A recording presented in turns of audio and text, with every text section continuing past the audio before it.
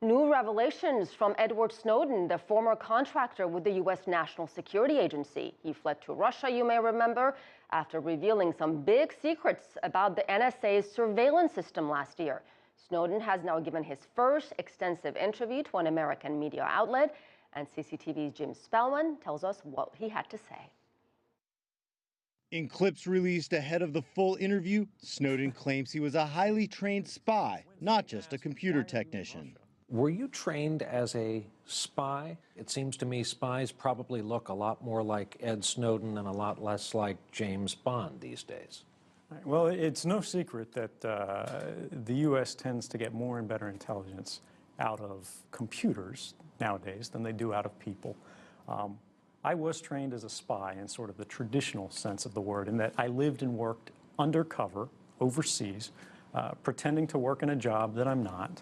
And even being assigned a name that was not mine. And in an ironic claim, Snowden said he even developed some of the systems in place to prevent theft of data, of course, that he would later steal.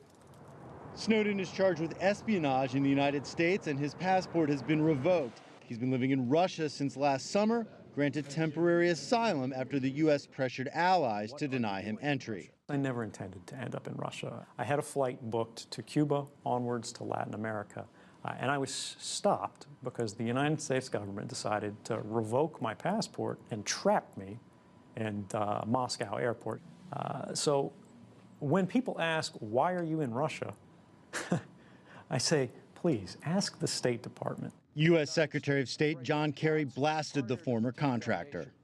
Edward Snowden is a coward, he is a traitor, and he has betrayed his country.